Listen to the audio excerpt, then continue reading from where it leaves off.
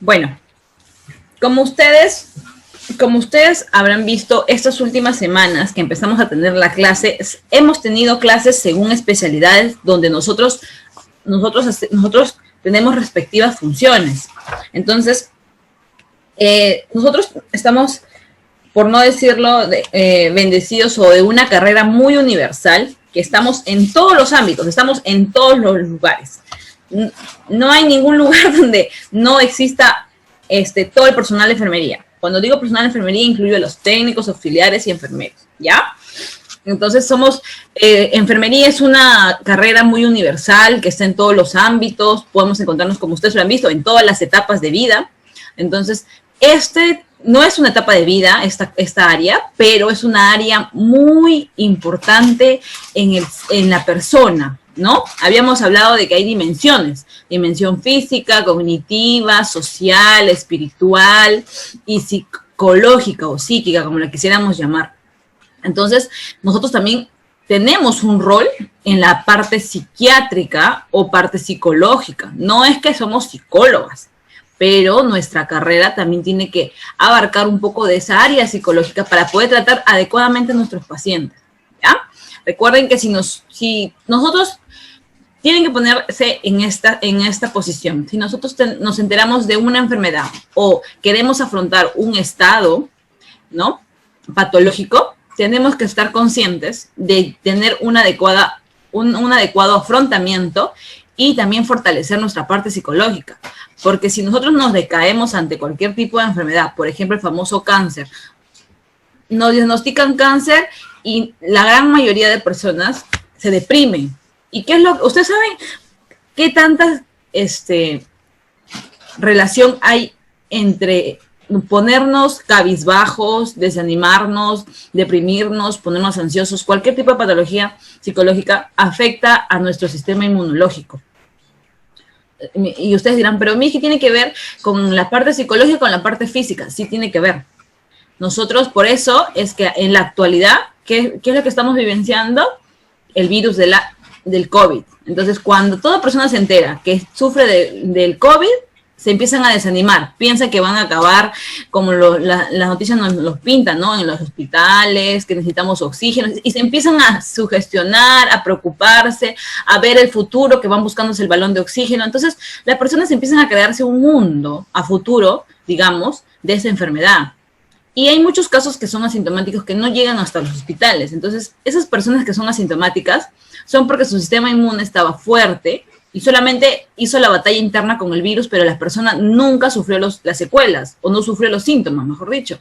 Entonces, esta parte de un paciente con alteración mental o el área mental es muy importante en todo tipo de ocasión, ya sea enfermedad, crisis. Acuérdense que las crisis vitales, tenemos la crisis del duelo, la crisis de, ¿no? Algunas personas tienen crisis cuando sufren un despido, cuando se enteran de una enfermedad, cuando tienen un problema familiar, tienen crisis. Cuando una persona pierde a un ser querido, también tiene crisis. Entonces, esas crisis van a ayudar, van a ser foco donde la enfermera que está en el hospital, o está en casa, o está en una casa de reposo, en cualquier área que esté cuidando, todo paciente tiene una parte psicológica que fortalecer. Y nosotros tenemos que indagar y ver cuál detalle de la parte psicológica de nuestro paciente está siendo deficiente y poder nosotros ayudarnos, ¿ya? Entonces, el día de hoy vamos a ver rol del auxiliar de enfermería en la atención del paciente con alteración mental, ¿ya? A ver. Antes de ver sobre la alteración mental, tenemos que definir acerca de la psiquiatría. ¿Qué es la psiquiatría? Es una rama de la medicina especializada en la prevención, evaluación, diagnóstico, tratamiento y rehabilitación de los trastornos mentales. A ver, si decimos que es una rama de la medicina especializada, ¿ya? ¿Será lo mismo decir psicólogo que psiquiatra? No. No es lo mismo, ya. ¿Por qué no es lo mismo? A ver, ¿alguien me da una opinión?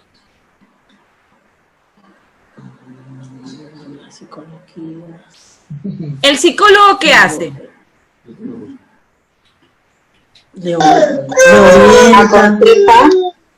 orienta, ya, a ver, Orienta.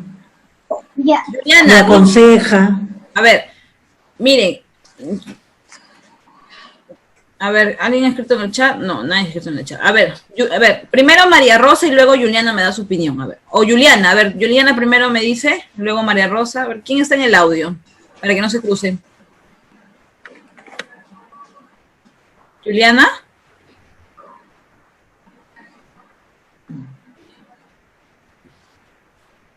Uy, creo que Juliana se fue. Ya. Acá estoy, licenciada. Ya, Juliana, dime, ¿cuál es la diferencia entre psicólogo o psiquiatra? A ver, para ti.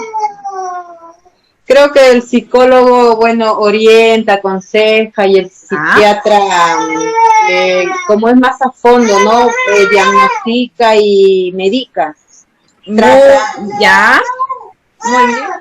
A ver, vamos a ver qué es lo que nos dice. Muy bien, Juliana, a ver qué nos dice María Rosa. Buenas tardes. Parecido. El psiquiatra ya le receta, ¿no? O sea, le da la medicación. Ya. Un psicólogo le aconseja, le orienta, le da pautas, pero creo yo que no le da pastillas, ¿no? La medicación. El psicólogo, ya, perfecto. Sí. Díganme ustedes, entonces, si el psiquiatra sería como que el doctor en sí de que receta la medicina, ¿no? Ya. Entonces, si el psiquiatra es necesariamente que da tratamiento, ¿todos deberíamos ir al psicólogo?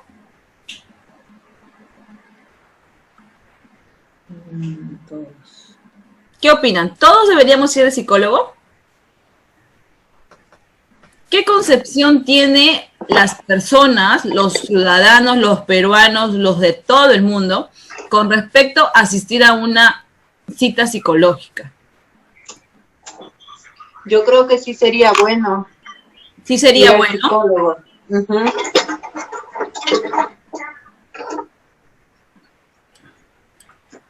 Sí, sería bueno ir al psicólogo, Miss. Muy bien, Rocío. Sí, es correcto. Es muy bueno ir al psicólogo. Ahora, como dice Rocío, se asustan, Miss, o piensan, o yo he escuchado los términos que dicen, no, que las personas que se van al psicólogo son las personas que son locas. No es así. Todos nosotros necesitamos el área de psicología, porque el área de psicología también te va a ayudar a orientarte y tú también a poder desahogar. Todas las personas tenemos miedos, tenemos cosas que nos oprimen a poder desarrollar otro tipo de actividades. Tenemos cosas en nuestra cabeza que queremos liberar y no podemos por sí solo. Entonces necesitamos ayuda de un profesional que nos ayude a brindar una liberación espiritual y mental, digamos. Entonces, todas las personas sería lo correcto de que asistan por lo menos mensual, una vez al mes, aunque sea, o por lo menos trimestral, al psicólogo, para que vayan evaluando qué es lo que han estado haciendo, de repente necesitan un consejo de cómo lograr un proyecto. Es importante, pero en nuestro país la gran mayoría de personas piensan de que solo las personas que son locas van a un psicólogo, y está mal dicho, porque la psicología es muy importante en la formación, en el desarrollo de tu vida, de diario a diario. Porque ustedes mismos han tenido la experiencia, por ejemplo, si tienen a un paciente que está muy desesperado, está deprimido, está frustrado, ustedes están cuidándolos o están en el hospital. ¿Qué es lo que hacen ustedes con ese paciente? ¿No buscan una medida o alguna actividad que lo mantenga en distracción? ¿O no buscan entablar una conversación? De repente el paciente quiere desahogarse y no tiene con quién. Entonces, ustedes también aplican una parte de la psicología, porque dentro de nuestra formación nos enseñan una área de psicología para poder atender a nuestros pacientes. Con respecto a la psiquiatría, cuando ya nos especializamos en la parte de psiquiatría, vamos en sí o sí a tratar a pacientes ya con trastornos mentales. Por ejemplo, personas que tengan esquizofrenia, depresión diagnosticada. No es que te digan, por ejemplo, a la prima de María Rosa le dice, María Rosa, yo tengo depresión, Y María Rosa le pregunta, ¿pero es diagnosticada? No, yo supongo que es depresión porque paro triste, quiero dormir, no quiero estar afuera, no me gustan las reuniones familiares. Entonces, la misma persona va creando su enfermedad. Pero de repente lo que necesita solamente es ir al psicólogo, que se escuche qué es lo que le está incomodando, qué es lo que le está impidiendo ser más social, desarrollar otras actividades de distracción. O sea, hay algo que siempre nos limita a poder mostrarnos como son, y el psicólogo te ayuda.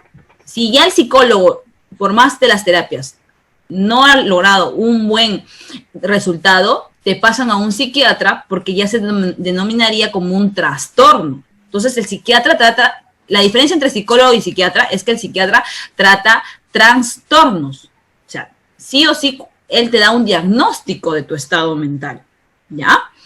Entonces, acá nos dice que es prevención. ¿Por qué? Porque nosotros podemos ir constantemente al psicólogo y el psicólogo nos va evaluando, nos va haciendo exámenes. Si tenemos un trastorno, ya nos deriva con el psiquiatra, con una persona más especializada. Entonces, prevención, porque el área de la psiquiatría, cuando nosotros recibimos sesiones anticipadas, vamos previniendo a sufrir una ansiedad, a sufrir una depresión, a tener un trastorno de repente de esquizofrenia, ¿no? Luego, evaluación, diagnóstico, tratamiento y rehabilitación, porque claro, como ustedes mismos lo han explicado, los doctores especialistas de psiquiatría realizan lo que es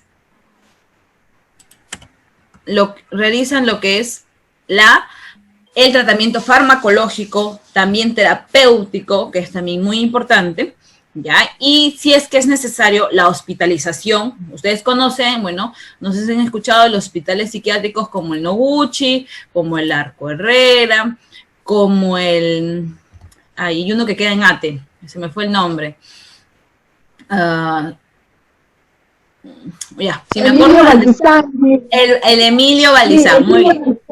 Muy bien, gracias. Gracias, Lucía. Sí, Emilio Balizán. Entonces, en cada ambiente, por ejemplo, en el norte está el Noguchi, en el centro está el Arco Herrera, y en la parte del oeste, si no me equivoco, que es Ate, no es sur, está lo que es Emilio Balizán. Y así tenemos, después de esos hospitales grandes, tenemos mini policlínicos o mini redes de salud mental. De repente ustedes en su distrito tienen una área o una área del Ministerio de Salud destinado a salud mental. Por ejemplo, en el Agustino hay una posta especializada en salud mental. O sea, solamente salud mental en el Agustino. He visto que existe un área destinada para salud mental. De repente en otros distritos también han abarcado. Recuerden que como es parte fundamental dentro de la formación de las personas, ya cada distrito va adaptando que tienen que tener por lo menos un lugar destinado a salud mental, porque sobrecargar a las postas no es adecuado, porque ustedes saben que en la posta van todo tipo de patologías, y muchas veces la parte de la psicología no es tan abarcada como ir a un centro especializado en salud mental. Entonces, muchas personas prefieren un centro especializado netamente en salud mental y no una posta donde puede estar un consultorio. Algunos sí, pero algunos no.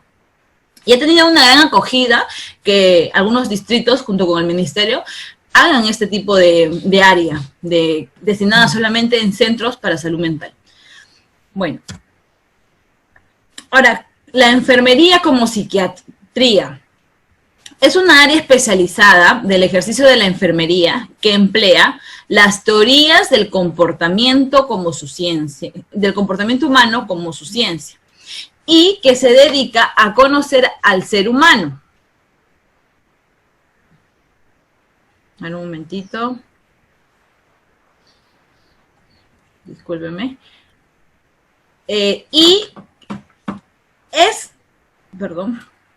Es el que diagnostica, da el diagnóstico, el tratamiento de las respuestas humanas a trastornos mentales reales o potenciales y sus efectos a largo plazo.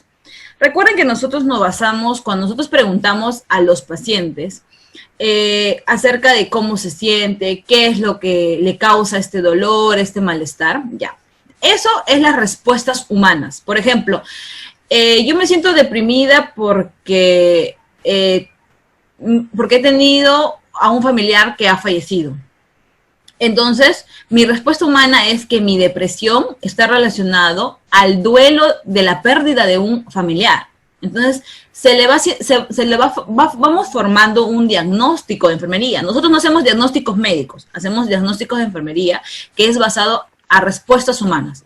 Formamos nuestros diagnósticos de la persona relacionado a lo que la persona nos expresa, nos refiere, no lo que nosotros evidenciamos. Algunos diagnósticos son lo que evidenciamos. A eso es lo que se le llama reales, lo que yo miro.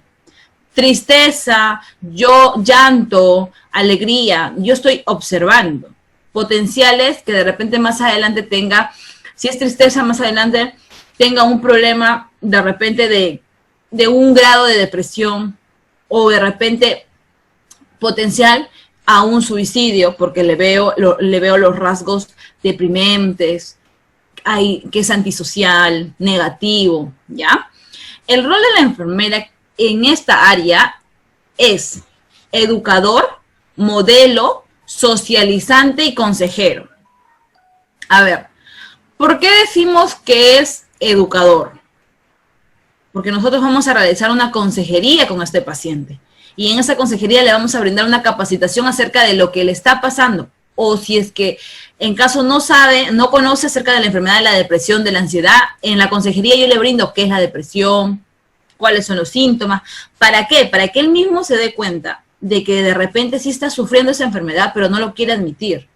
Entonces, tenemos un papel educador y de modelo, porque en la consejería aplico eso.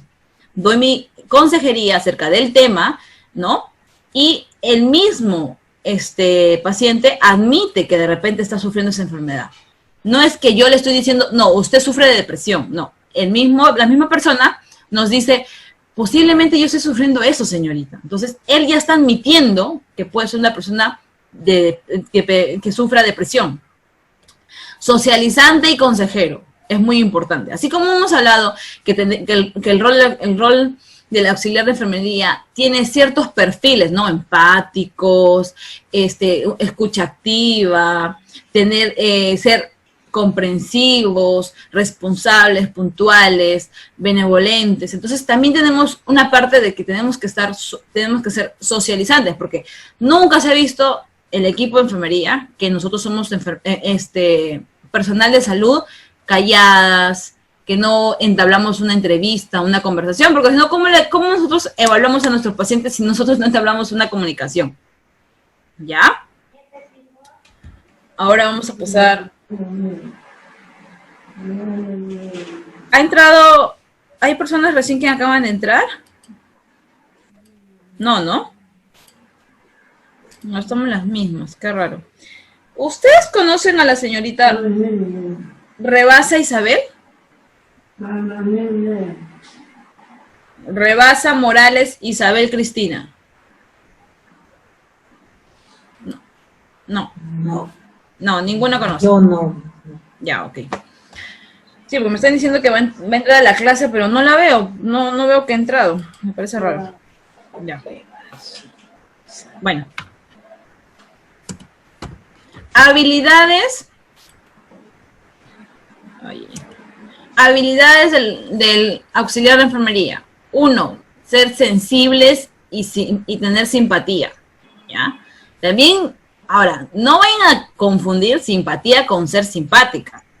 ¿Ya? Porque después me dice, no, la licenciada me dijo que tengo que ser simpática. Y me ando riendo por todos los lugares. Voy a ver, ¿quién cierra su...? Marta, ¿qué dices? ¿Sirvo? ¿Quién está con el audio? Chicas. Ya. Silenciaron su... Sí, ¿no? Ya. Ahora, otro tipo de habilidades que tenemos que tener. Fuerza emocional.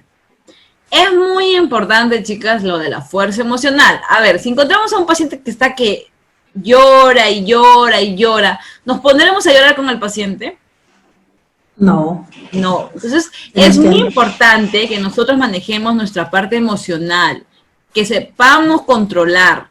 Todos nosotros, no es que seamos fríos e insensibles, sino que nosotros tenemos que ponernos en una postura de profesional y al contrario de ponernos a llorar y hasta al costado del paciente, mostrar una posición de consuelo, pero tranquila. Nosotros somos la persona que le vamos a mostrar la tranquilidad al paciente, ¿ya?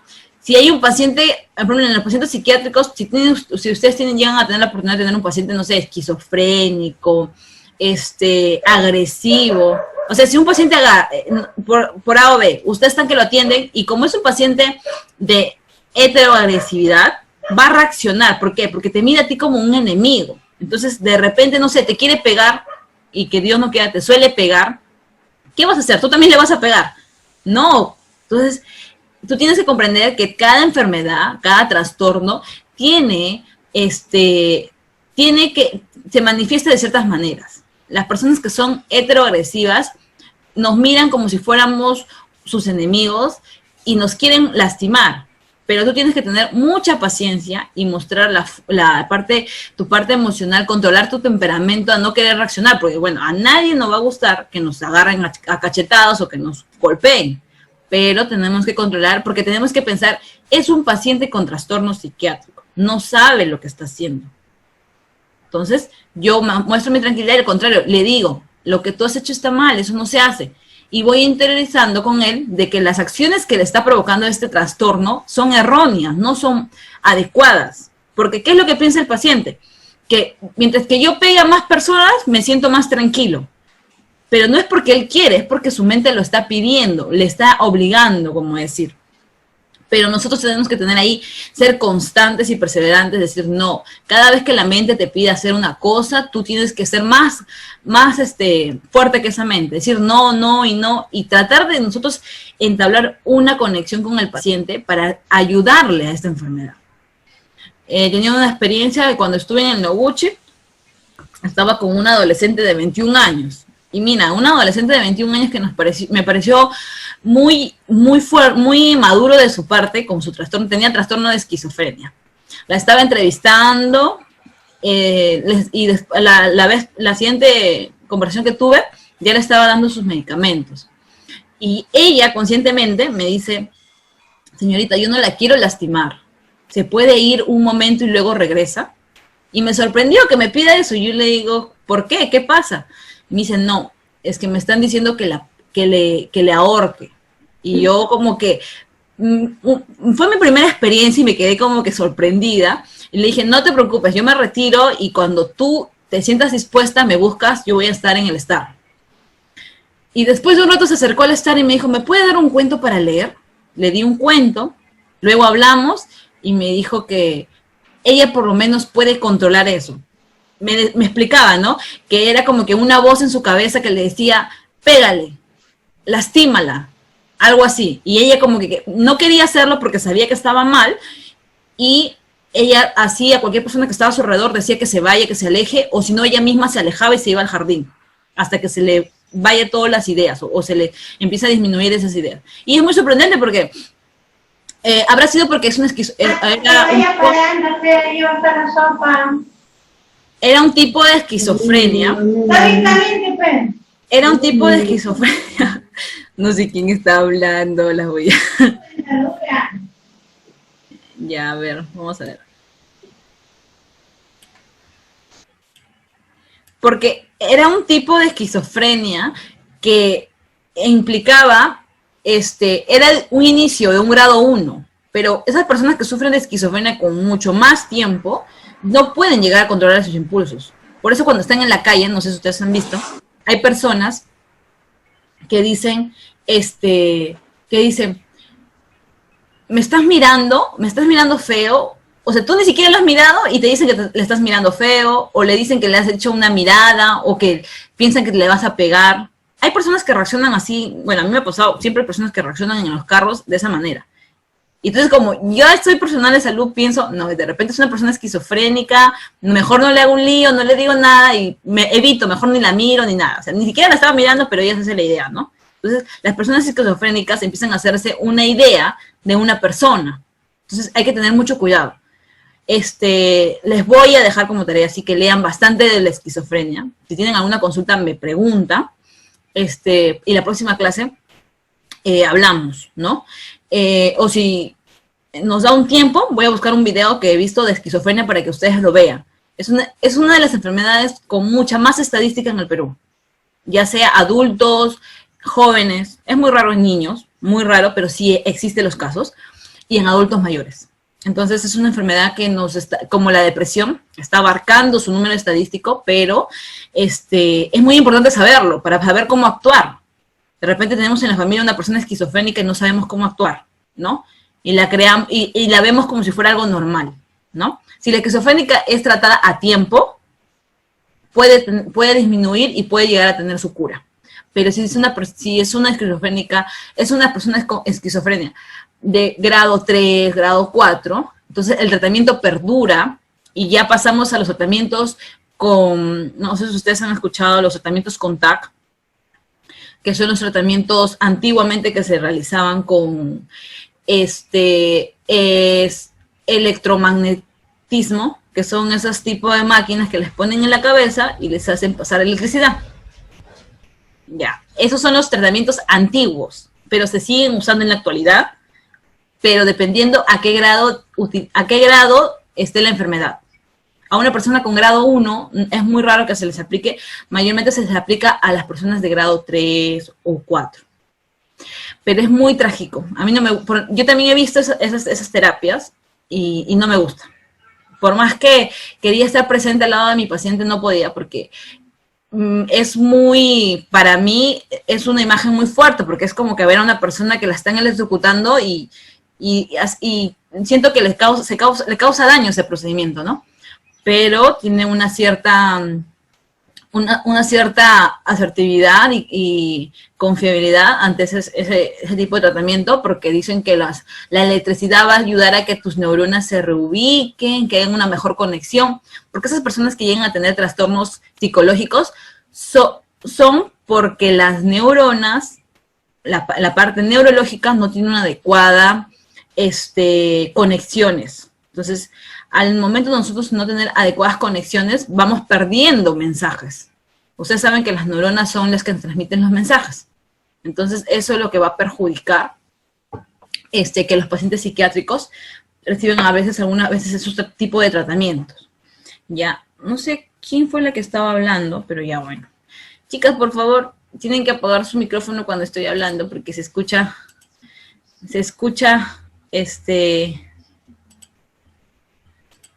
sus voces, ¿ya? Entonces nos quedamos habilidades. Tenemos que tener iniciativa propia. Bueno, si el paciente no nos quiere hablar o no nos quiere brindar la conversación, tenemos que ver cómo es la estrategia, cómo tener una estrategia para que ellos puedan puedan sentirse cómodos con nosotros y poder entablar una conversación. Es difícil, pero no imposible. Con una persona psiquiátrica puedes llegar a entablar una conversación, pero no es imposible. Es solo tener paciencia y tener el correcto tino para hablarles, ¿ya? Capacidad de respetar la dignidad de cada paciente. Lo que tenemos que hacer es no juzgar. Por ejemplo, he tenido pacientes que han matado a sus hijos. Tenía una paciente que había matado a su hijita de recién nacida, de unos meses, por un trastorno psicológico que tenía. La mató. Y entonces, no la voy a juzgar, no es que yo soy el juicio de valor y la voy a empezar a juzgar, que mala madre, que no. Pues tiene un trastorno mental, y ese trastorno mental no es ella, es algo que está alterado dentro de sus dimensiones como persona y que necesita ayuda para no causar más daño. Ya causó un daño, tanto para ella, porque cuando ella ya esté recuperada mentalmente, ella va a tener que darse cuenta de que por esa enfermedad mató a su hija. Entonces, va a ser otro tipo de etapa donde ella va a tener que afrontar lo que ha pasado. Entonces, no somos nosotros las personas adecuadas para juzgarlas, porque son personas con trastornos mentales, ¿ya? Resistencia y aptitud física, ya que es un trabajo físicamente exigente. Si tenemos a una persona esquizofrénica, agresiva, ansiosa, violenta, nosotros tenemos que también tener la condición física para ayudar, porque en un lugar psiquiátrico todos ayudamos a controlar al paciente, no solamente se encarga el técnico o el personal que es masculino, también se encargan las de personal que son mujeres y las que son hombres. Todos sumamos a poder controlar a ese paciente. Porque recuerden que los pacientes con trastornos mentales tienen una fuerza, digamos, de mayor proyección que otra persona que sea cuerda, ¿no? Porque sacan la fuerza del fondo de su cuerpo con la adrenalina que está y empiezan a tener esa fuerza. Paciencia y tacto para el tratamiento personal con cada paciente. Cada paciente es diferente. Eso sí, cuando ustedes estén en el área de salud mental, cada paciente es un diagnóstico diferente. Como le digo, ustedes no van a tratar lo mismo a una persona con depresión que con una persona heteroagresiva, que a una persona esquizofrénica. Entonces, no va a ser lo mismo. Tienen que tratar de acuerdo al tipo de paciente que están ustedes cuidando o están ustedes atendiendo. Habilidades de observación, por ejemplo. Ustedes habrán escuchado a un paciente psiquiátrico en su habitación, no se puede dejar ningún tipo de objeto que le dé la idea de suicidarse o que le brinde la ayuda. Por ejemplo, los pasadores son imposibles, las toallas también. Si ustedes entran a una habitación de pacientes psiquiátricos, que tengan la oportunidad, se van a dar cuenta que su habitación es casi vacía, porque todo objeto que el paciente pueda tener lo usa para hacerse su propio daño, ¿ya? Por eso tenemos que nosotros ser observativas. Yo me acuerdo que una de las pacientes me dijo a mí, licenciada, ¿me podría prestar su Carmín? Y yo dije, pues no, un Carmín es como que decirle, puede buscar un medio de ayuda en poder ahorcarse. Ahora, lo que también nos recomendaban a nosotros es que cuando trabajas en un área psiquiátrica no puedes trabajar con cola o con pelo suelto. Nos decían que trabajemos con moño o con un pelo sujetado, o sea, ya sea cualquier forma, pero sujetado. Nada que pueda darle una idea al paciente de poder cogerte de algún lado y hacerte daño.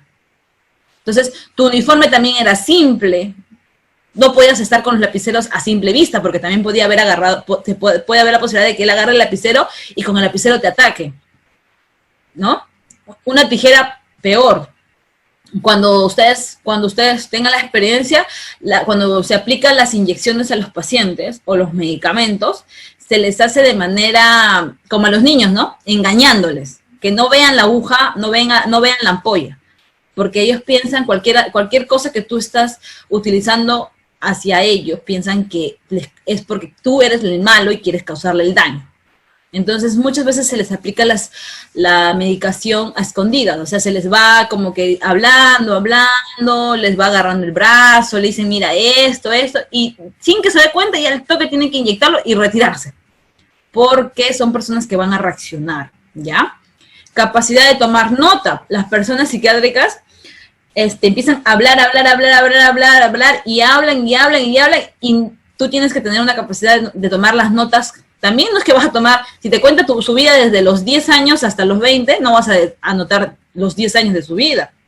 Tienes que tener la capacidad de anotar cosas puntuales que pueden generar qué es lo que le ha causado este trastorno, qué es lo que le incomoda a la paciente y cada vez le genera la crisis, ¿ya? Habilidades de comunicación para dar soporte al paciente y ofrecer un entorno de confianza. Bueno, ya le habíamos hablado que es tener las habilidades, tanto ser empática, escucha activa, tener un tino adecuado para dirigirnos a esa persona, no hacer juicios de valor, capacidad de trabajar en equipo. El trabajo en el área mental es tanto con el médico, con el técnico, con el auxiliar, con el familiar, con el psiquiatra, con todo el personal que esté en el área. Tenemos que saber trabajar, todos suman para ayudar al paciente, ¿ya? Las funciones relacionadas con el bienestar psiquiátrico. 1, proporcionar orientación al paciente, o sea, tranquilizarlos. Cuando nosotros le brindamos una orientación adecuada, el paciente se tranquiliza. Pero si tú no le brindas una orientación o no le das una información, lo que él refiere, como que va a estar intranquilo y vas a generar que él empieza a tener los episodios de sus crisis, ¿ya? Proporcionar el descanso necesario, que eso es establecer un horario. Los pacientes psiquiátricos en los hospitales, que yo tenía experiencia, todos se duermen a las 9 y se levantan a las 8 de la mañana. O sea, tienen un horario. Comen a tal hora, desayunan a tal hora, arman un horario, así como nosotros armamos un horario a nuestros hijos de desayuno, almuerzo, cena, ellos también tienen un horario, ¿ya? Proporcionamos un entorno relajado. Ellos practican mucho. Algunos tipos de psicólogos en algunos hospitales realizan lo que es las terapias de yoga, las de tai chi, lo que es de meditación, relajación, ¿ya? Los practican con ellos. Vigilar y hacer cumplir las medidas terapéuticas. Por ejemplo, a un paciente no le vamos a decir, ahí está tu pastilla, tómatela. Y me doy la media vuelta y me olvido de él. No, ella tiene que tomarse la pastilla delante mío. Y yo tengo que evidenciar que sí se lo ha tomado, ¿ya? Muchas veces lo que realizan el personal les van, le dan una pastilla, ellos mismos le dan el agua, lo toman y el personal le dice, abre la boca, ya. Ahora usted me dice, no, pero a mí, ¿qué tal si nos engaña y lo pone debajo de la lengua y todo, no? Tú lo vas conociendo, por eso. Cuando ya vas iniciando tratamiento con ellos, tú tienes que supervisar su ambiente, porque muchos, como ustedes pueden imaginarse también, puede haber la casualidad de que lo esconden en su lengua y luego lo guardan en uno de sus cajones o lo botan a la basura. Entonces, nosotros tenemos que constantemente ir revisando esos ambientes para ver si estamos filtrando muy bien el cuidado, ¿ya? Entonces, ustedes saben, los pacientes psiquiátricos a veces tienen unas ideas, unas ocurrencias, entonces tenemos que imaginarnos ¿qué se puede ocurrir al paciente psiquiátrico? ¿Qué es lo que puede hacer con el medicamento? Entonces, de acuerdo a eso, podemos imaginarnos de repente lo escondido en sus cajones, en su closet, o de repente su zapato. Entonces, imaginarnos debajo de su almohada, del colchón, y ir descartando opciones para ver si es que realmente está cumpliendo su tratamiento, porque muchos pacientes no toleran las pastillas porque algunas son un poco desagradables. Y lo que produce es que ellos empiecen a buscarse la estrategia de poder evitarlas, ¿no? Hay pastillas que te van a producir bastante saliveo. No sé si ustedes han visto a unos pacientes, cuando les empezamos a dar las pastillas, empiezan como le diríamos un término coloquial, a babear.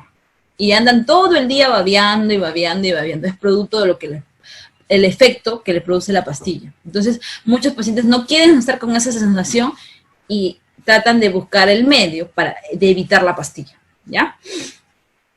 Las funciones con respecto al bienestar físico, ayudar en su aseo, higiene diaria. Nosotros tenemos que estar viendo cuando el paciente psiquiátrico se baña, ¿ya? Porque, como les digo, se les puede ocurrir o pueden quererse hacer daño con algún tipo de objeto que nosotros le estamos brindando.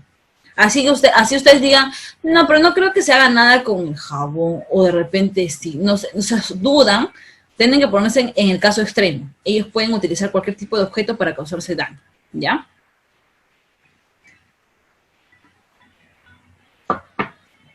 Ayudar al paciente a vestirse adecuadamente. Recuerden que la parte de sus closets es mejor que lo administremos el área del personal de salud para que ellos no puedan generar un tipo de repente de desesperación, porque a veces los pacientes psiquiátricos dicen, yo no sé qué ponerme, y se ponen a pensar, dicen que de repente eso me queda feo, me queda bonito, y se empiezan a hacer un mundo en su cabeza y eso le genera una crisis, ¿ya? Ayudar al paciente en la alimentación. Ayudar no se refiere que les voy a dar de comer, sino que les brindo los alimentos y yo también estoy en su alrededor supervisando que los coma, porque hay muchos pacientes psiquiátricos que no quieren consumir los alimentos y eso también va a generar un desbalance en su nutrición, porque las pastillas son fuertes para su proceso gástrico, entonces tenemos que nosotros brindarle los alimentos adecuados. ¿Ya? Recuerden que cuando nosotros hacemos un desgaste mental, es mucho más fuerte que un desgaste físico. Ustedes se habrán dado cuenta, cuando nosotros estamos constantemente haciendo una investigación, haciendo prácticas. Por ejemplo, cuando ustedes están desarrollando mis prácticas, ¿qué es lo que hacen? Leen las diapositivas, buscan información extra, se ponen a leer lo que es se ponen a leer lo que es los artículos que les envío. Entonces, todo eso les causa a ustedes un desgaste físico, un desgaste mental, ¿verdad? Entonces, ese desgaste mental es como que usted dice, me siento mucho más cansada que como hacer ejercicio. Es verdad, el desgaste mental cansa mucho más que el desgaste físico. Entonces, tenemos que tener una buena alimentación para poder nosotros ayudar a que nuestra mente también se vaya fortaleciendo y vaya recuperando energías de lo que hemos perdido. ¿Ya? Las competencias. A ver. Dice, generales, participación en la acogida y orientación del paciente y de la familia. Recuerden que cuando un paciente psiquiátrico acepta su enfermedad, la familia también acepta la enfermedad del paciente. Y el aceptar la enfermedad, tenemos que nosotros orientar y ayudar a que la familia sepa cuál es la manera correcta de afrontarlo. Porque si no le damos esa orientación, ese soporte, la familia también se derrumba. Y no nos ayuda con la cooperación ante este tipo de enfermedad para su familiar. Ya recuerden que si le damos la ayuda profesional, es muy importante la ayuda familiar. El soporte familiar es importante para los pacientes que tienen trastorno mental, ¿ya? Apoyo a la enfermera. Bueno, esto va a implicar, dependiendo del apoyo al personal de enfermería, que ustedes van a tener que realizar, van a tener que ayudar con respecto al plan de cuidados. Por ejemplo, como les digo, de repente en la parte de los del baño, la supervisión de alimentos, en la supervisión de los objetos. Entonces, por ejemplo, en el Noguchi, por pabellón, manejan algo de 30 pacientes. Entonces, es un equipo profesional de salud amplio. O sea, tienen 5 técnicas, 6 enfermeras, 2 médicos, auxiliares tienen como 4. Entonces, o sea, es un gran grupo para manejar a 30 personas psiquiátricas, que no es lo mismo que manejar unas personas que estén en el hospital por un trastorno patológico. No es por un trastorno patológico, sino por un trastorno psiquiátrico. Es muy distinto, ¿ya? Observar las manifestaciones espontáneas de los pacientes sobre sus síntomas. Como les digo, existen enfermedades que van a generar que el paciente le produzca algún tipo de sintomatología. Hay otras que no. En la esquizofrenia existen los síntomas, por ejemplo, del babeo constante, el saliveo constante. Lo que es la transpiración es mucho de noche. Utilizan otro ¿cómo le llaman? Empiezan algunos síntomas, algunos efectos de delirio también. Entonces, algunas veces algunos familiares dicen, yo no hice ingresar así a mi paciente y ahora yo siento que está peor. No es que está peor, sino que el proceso de adaptarse con las pastillas ante la enfermedad mental le causa este tipo de reacción al paciente, ¿ya? Administración, la colaboración en el cumplimiento de los protocolos, la cooperación con los profesionales del área, docencia e investigación.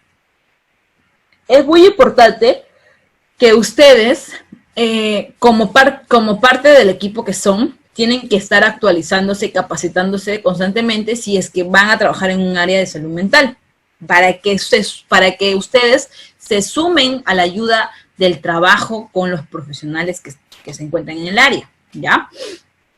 Participamos en actividades de formación continua, a lo que yo les refería, que son capacitaciones, reuniones, a veces los mismos personales del área del hospital, entre ellos mismos dicen, vamos a hacer capacitaciones mensuales acerca de los temas para ir actualizándonos, para ver en qué cosas nuevas han aplicado otro tipo de hospitales o en otros países, para practicarlo aquí en nuestro piso, en nuestra área, ¿no?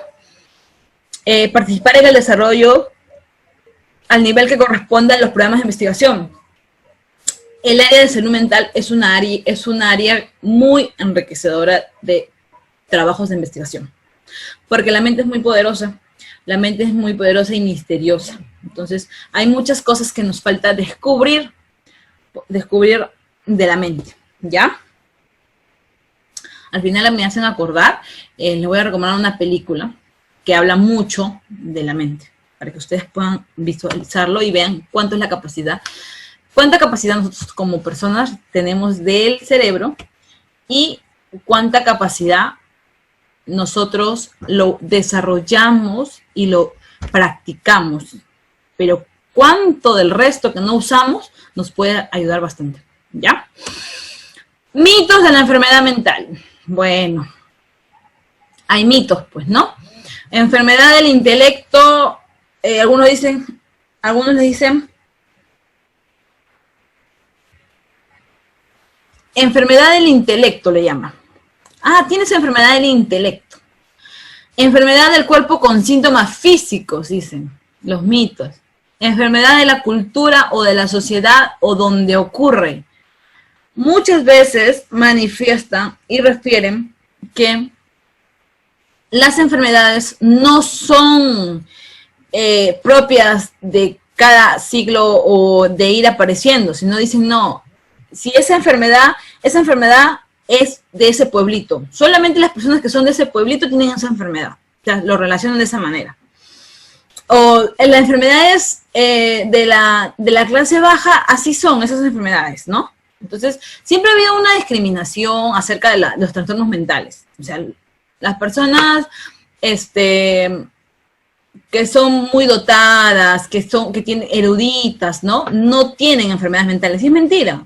El mismo Albert Einstein tuvo una enfermedad mental y él era un científico muy dotado. Entonces, son mitos que la gente hace creer, que ellos creen de las personas que lo inventan, ¿no? Otros dicen, no son enfermedades verdaderas. Si no son enfermedades verdaderas, no existiría artículos científicos que evidenciaran que hay personas que existen con esta enfermedad. No existiría no existiría la epidemiología y no presentaría cantidades estadísticas de muchas personas que lo sufren. Lo que pasa es que con respecto al trastorno mental, muchas personas no quieren admitirlo, no quieren afrontar ese trastorno, porque piensan que va a haber una discriminación, un estigma social. Y el estigma social, la discriminación existe porque las personas no tienen el conocimiento acerca de ese tipo de trastornos. Entonces, nadie está libre de tenerlo, ya sea en la edad de joven, adulto o adulto mayor, ¿ya? Cualquier persona puede estar propensa a tener un trastorno, siempre y cuando nosotros estemos en una negativa de aceptar nuestros defectos, ¿ya? Nuestros defectos, por ejemplo, si algo anda mal en mi cuerpo, yo soy consciente y busco ayuda, pero si yo aparento y me pongo de una idea que no, yo estoy sano y no quiero admitir que tengo un tipo de sintomatología, causo un daño. Y no a mi familia nada más, sino a mí también, porque yo no estoy admitiendo mi trastorno mental, ¿ya? ¿Verdad de la enfermedad? Es una enfermedad de ajuste, ¿sí? Porque le llamamos que es una enfermedad de ajuste porque es una enfermedad que va a avanzar de acuerdo al proceso que nosotros vamos a brindarle la ayuda. Nosotros y el paciente. O sea, si el paciente no nos está ayudando, no sirve de nada que nosotros como profesionales de salud le brindemos toda la ayuda, todo el tratamiento, si él no va a poner de su parte. Es una enfermedad deficiente de vivir. Sí, es la incapacidad de tener un comportamiento acorde al estándar social. Bueno, eso es verdad, porque al tener un trastorno es una alteración. O sea, una persona esquizofrénica no se va a comportar de la misma manera como que mi persona o como la de ustedes, ¿ya? Es una afección de todos los aspectos físicos, emocionales y sociales. Exacto. Toda persona que tiene un trastorno mental sufre alteraciones y afecta su aspecto físico, ¿sí? Porque una persona de depresión con ansiedad, ¿qué es lo que hace? Se empieza a descuidar de su arreglo personal, empieza a estar aislada, de no mirar su cuidado de higiene. Aspecto emocional, empieza a maltratarse emocionalmente y no se dice cosas positivas, sino al contrario, negativas, y empieza a desanimarse, ¿no? Social, tiene mucha afección social, porque ¿qué es lo que hace? A ver si es que, no sé, si ustedes más adelante se enteran que la licenciada Alicia tenía esquizofrenia. Capaz de muchos de ustedes ya no me dirigen la palabra, porque estoy loca, quizás ustedes empiecen a tener ese pensamiento. O capaz no, porque como ya son profesionales de salud, saben a qué tipo de enfermedad nos estamos enfrentando. Entonces, ¿qué es lo que pasa cuando las personas tienen el desconocimiento acerca de los trastornos mentales? Empiezan a crear una discriminación social, una estigma social. Es lo mismo que está pasando con el COVID, ¿o no? Toda persona que se entera que es COVID, ¿qué hace la familia? ¿O qué hacen las personas? No se alejan, no las discriminan. Pero si nosotros tenemos el conocimiento correcto de qué es el COVID y cómo se transmite, no van a tener que estar haciendo esos estigmas o esas discriminaciones. No van a hacerlo, porque yo sé que el COVID se transmite por vía aérea. Entonces, si mi paciente, mi familiar que está en casa, está sin la mascarilla y está está menos de 1 metro a mi costado, y yo tampoco no estoy protegida como debo, entonces me va a poder llegar a contagiar. Pero si mi paciente que está con COVID y está en mi casa, no sé, me toca la mano y yo no me la lavo, y con esa misma mano cochina cojo mis alimentos y lo hago la introducción del virus, entonces es porque yo no estoy practicando mis cuidados, no es porque él me trajo el virus, no, porque si él se está cuidando, al contrario, él está con la mascarilla, está manteniendo su distanciamiento, está aislado, entonces yo no tengo por qué hacer la discriminación, al contrario, darle el soporte, ¿ya? Ahí vamos a ver más adelante un video de soporte psicológico ante el COVID, para ver en la actualidad cómo se tiene que actuar con el soporte psicológico, ¿ya? Funciones y actividades. Primero, disminución de la ansiedad.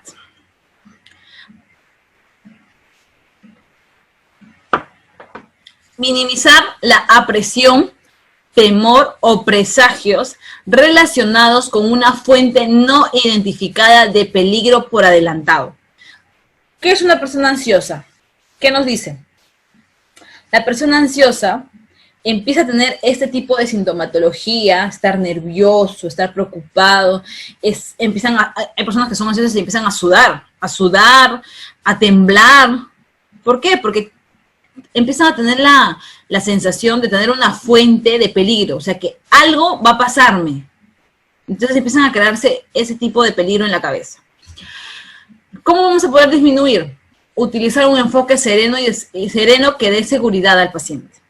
O sea, si el paciente me dice, no sé, a ver un ejemplo. Por ejemplo, mi persona, le da un poco de temor los taxis. Porque ya me han asaltado una vez en el taxi, con arma y todo. Y como que se me ha quedado la idea, no la idea, sino como que el temor, ¿no? Que me vuelva a pasar eso. Entonces, esa sensación, como que a mí, siempre cuando ahora uso taxis o uso colectivos, ¿no? Dependiendo, tengo el temor de que en algún momento me vuelva a pasar ese tipo de episodio. Entonces, ¿cómo yo me puedo sentir segura para no generar una ansiedad a mi persona me subo a un taxi? Por ejemplo, podría utilizar taxis seguros, taxis que tengan línea, que tengan un certificado de seguro, que evidencie que su conductor está registrado, que tiene que tiene una buena, usted le llamamos historial. Entonces, de esa manera yo me voy a brindar una tranquilidad. Entonces, de esa manera yo estoy utilizando que disminuye mi ansiedad, porque estoy haciendo que un enfoque sereno y seguro para mí, para mi persona, ¿no? Permanecer con el paciente para promover seguridad y reducir el miedo. Muchos pacientes se les presenta la ansiedad en las noches, cuando están en el hospital o en la casa de reposo psiquiátrico, en la casa de reposo, bueno, así se dice, casa de reposo psiquiátrico, algunos casos que hay, de noche, tienen el miedo de que llegue la oscuridad, que se acerque más, que se empiece a atardecer, porque tienen un miedo de que en ese momento va a ser donde la entidad de peligro que ellos creen que aparece, o creen que les aparece a ellos, les va a causar el daño. Entonces, lo que a veces muchos nos dicen, por favor, ¿me puede acompañar hasta que yo me duerma? Entonces, para brindarle una respuesta de seguridad, de tranquilidad, le tenemos que acompañar. Establecer actividades recreativas encaminadas a la reducción de tensión. Los pacientes psiquiátricos practican mucho lo que son los medios de distracción. A veces leer les causa distracción, las adivinanzas les causa distracción, las trabalenguas, el juego, por ejemplo, los juegos de charadas, o sea, cierto tipo de juegos les causa a ellos les causa que la actividad recreativa que realice empiece a reducir su tensión, su preocupación, ¿ya? Crear un ambiente que facilite la confianza. Bueno, eso ya le habíamos hablado desde antes, desde el primer diapositiva, habíamos hablado que es muy importante que nosotros tengamos un ambiente de confianza ante ellos, ¿no? Escuchar con atención. A ver, es una pregunta para ustedes. ¿Cuál es la diferencia entre escuchar y oír? Vale el chat también contestar por si acaso. ¿Cuál es la diferencia entre escuchar y oír? ¿Ustedes qué están haciendo? ¿Me están escuchando o me están oyendo?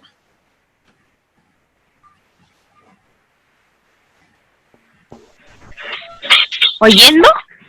¿Oyendo? ¿Ya, Rocío? A ver, ¿quién más?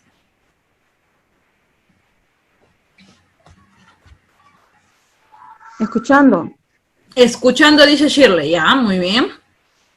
A ver, ¿quién más opina?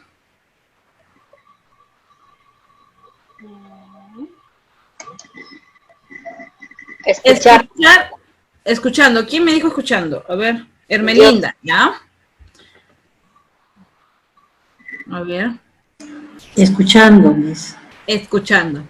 Ya, pero quiero que alguien de ustedes que tiene la idea o de repente, no sé, se les ocurre una definición o algo entre escuchar, ¿qué es escuchar y qué es oír? Ah, ya. Escuchar es algo...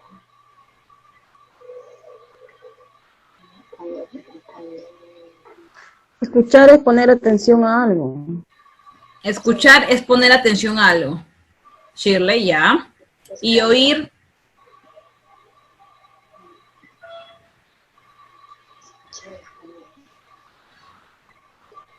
Cuando te levantan,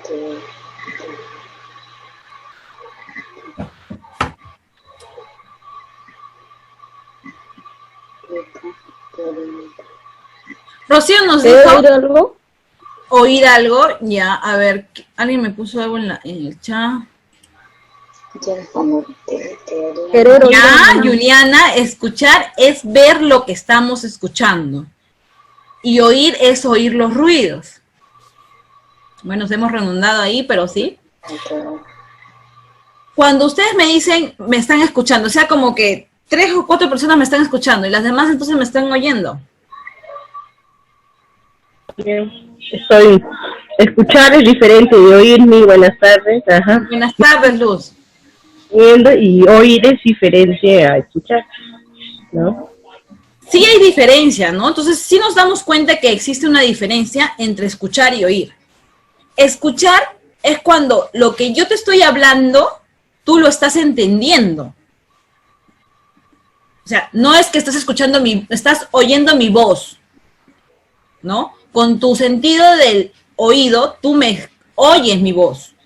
Pero si yo te digo, ¿me estás escuchando? Se refiere que tú estás interpretando y prestando la atención a lo que yo te estoy diciendo y en tu cabeza estás analizando el proceso de información que yo te estoy brindando.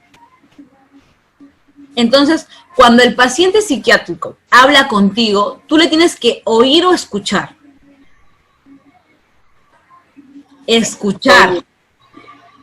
No, al paciente psiquiátrico no le puedes estar oyendo, sino escuchando. Es ponerle atención. Porque si el paciente psiquiátrico se da cuenta que tú solamente le estás oyendo, rompiste su conexión con él. ¿Y él cómo se va a dar cuenta que tú le estás escuchando?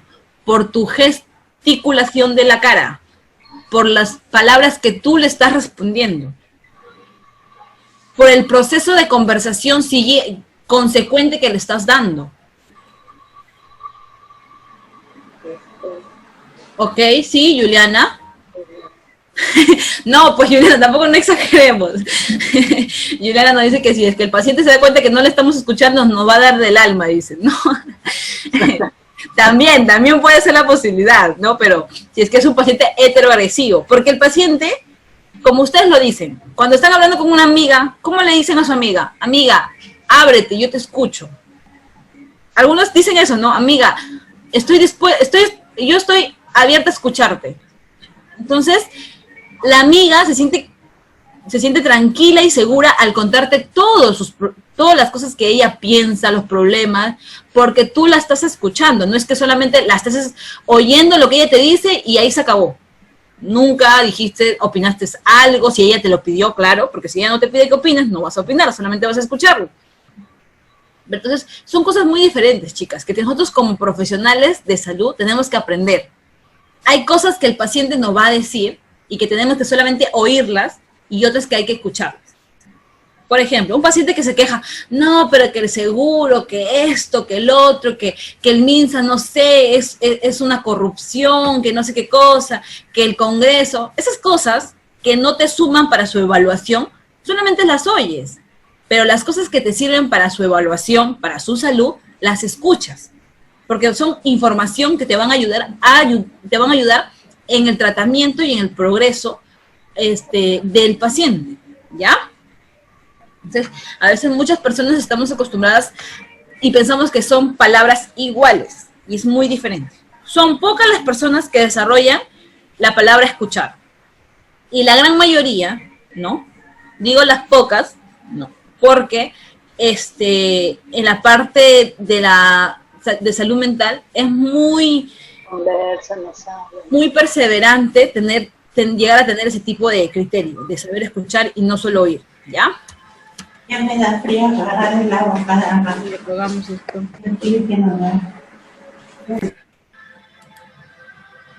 Ya, vamos a seguir. Luz Milagros recién entradito.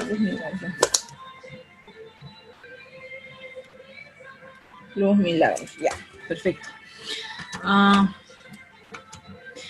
Manejo de ideas ilusorias, que son las ilusiones, alucinaciones, que la gran mayoría de esquizofrénicos lo sufren. Es el fomento de comodidad, seguridad y orientación de la realidad de un paciente que experimenta creencias falsas y fijas que tienen poca o ninguna base real. Claro, pues son ilusiones, alucinaciones que él mismo va creando en su mente, ¿no? ¿Qué es lo que se tiene que realizar? ¿Qué actividades? Establecer una relación interpersonal de confianza con el paciente, disponer la comodidad y seguridad del paciente y de los demás. ¿Qué quiere referir? El ambiente limitado, la restricción del área y la sujeción física. Hay algunos pacientes, al menos los pacientes heteroagresivos o los pacientes esquizofrénicos con heteroagresividad, las tienen que tener sujetados porque ellos se hacen la idea de que cualquier persona que se les acerque les va a pegar o les va a matar. O sea, se hacen esa alucinación, ¿no? Entonces tienen que estar sujetados porque ellos están a la respuesta agresiva ante cualquier persona que se les presente. Comprobar la capacidad de cuidados de sí mismo, evitar evitar discutir sobre las creencias falsas. Si, por ejemplo, una paciente, no sé, tiene una creencia, te dice, ¿no? Por ejemplo, ya, bueno, yo soy católica, me dice, y empieza a juzgar, empieza a hablar cosas negativas, no sé, pues, de Jesús, ¿no? Entonces, yo no me voy a poner a discutirle sobre esas creencias que ella tiene, o sobre las creencias falsas, porque prácticamente, como es una persona mental, empieza a tener creencias falsas. Entonces yo tampoco no me voy a poner a discutir, no, que Dios es así, que esto sí, tú no sabes lo que estás hablando. Entonces no me voy a poner en ese juicio, en esa posición con el paciente, ¿ya? Por eso es mucho autocontrol, chicas. Es mucho autocontrol con un paciente psiquiátrico. Por favor, las personas que quisieran trabajar en el área mental o las que quisieran especializarse en esa área, piénsenlo bien. Tienen que tener autocontrol de ustedes mismas, por favor, ¿ya? Para ser una ayuda, no para que seamos un obstáculo con la evolución del paciente, ¿ya? Mantener un ambiente seguro. Bueno, esto del ambiente seguro va a estar en todo tipo de persona de trastorno mental. Siempre va a estar, sí o sí. Facilitar un descanso y nutrición adecuada. Recuerden que una persona mental tiene que tener una nutrición adecuada y balanceada y tiene que tener un descanso. ¿Por qué? O no sé, pues ustedes habrán tenido la experiencia cuando van a estudiar para un examen, se pasan 2, 3 días consecutivos estudiando, y ya el cuerpo se siente cansado, la mente cansada, dan su examen y ¿qué hacen? Se dedican al día siguiente todo el día a dormir, porque ya descansaron, ¿no? Y ya desfogaron todo ese tipo de presión ante el examen. Entonces quieren un descanso. Pero si nosotros estudiaríamos un par de horas, un tiempo, dormimos, luego al día siguiente estudiamos, dormimos, captaríamos mucho más la información para el examen. Recuerden eso, el descanso es muy importante para la mente. Esto es el manejo de la terapia electroconvulsiva, las que le decía que la gran mayoría utiliza, que es el TEC, que ayuda este tratamiento ayuda a las personas de trastorno mental a poder darle una sobrecarga, la cual el cuerpo está necesitando, porque ustedes saben que todo nuestro sistema neurológico propaga electricidad en todo nuestro cuerpo. Entonces, cuando ya empieza a dañarse este sistema neurológico, ya no está emitiendo lo que son algunos tipos de electricidad, ¿no? Que digamos en nuestro cuerpo. Entonces eso va a generar que esta terapia nos ayude.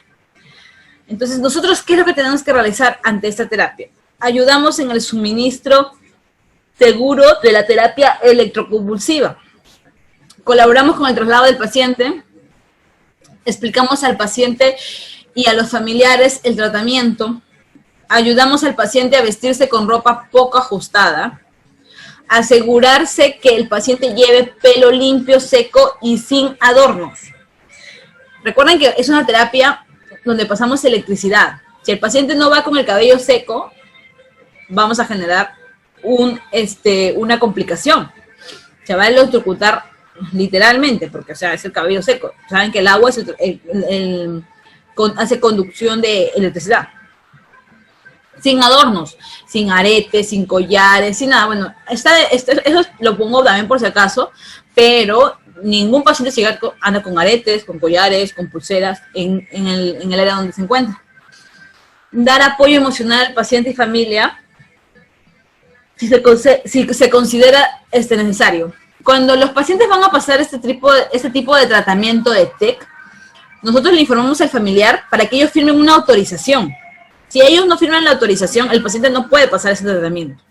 Todo procedimiento de salud, ustedes han visto, la cirugía, cualquier procedimiento que se va a realizar a un paciente necesita siempre el consentimiento informado, tanto del paciente, pero en este caso del trastorno mental es también la familia, que también tiene que dar su consentimiento, ¿ya?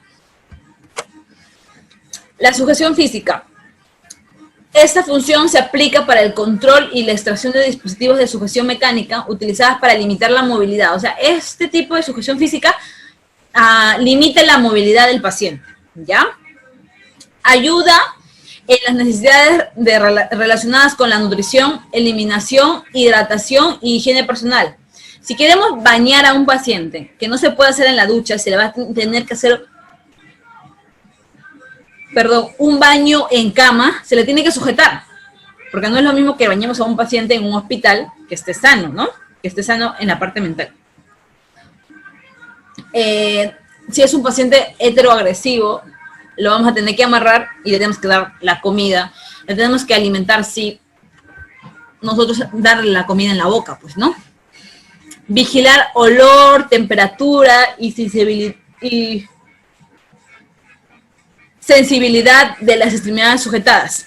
Tampoco no vamos a dejar al paciente sujetado por horas y horas o todo el día. Tenemos que ir supervisando, ¿no? Que esa sugestión, cómo están las correas que sujetan. Tampoco no queremos lacerar su piel ni causarle unas heridas al paciente, ¿ya? Observar el estado de la piel en el sitio de sujeción, bueno, lo que estaba diciendo. Vigilar la respuesta del paciente ante el procedimiento. Hay algunos pacientes que no toleran estar amarrados.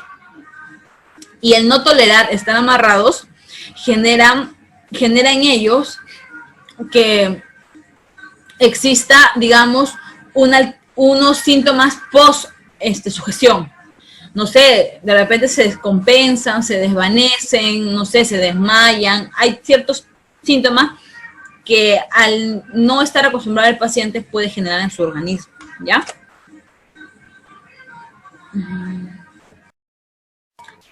Bueno, ayudar al autocuidado es muy importante. Ayudar a otra persona a que realice las actividades de la vida diaria.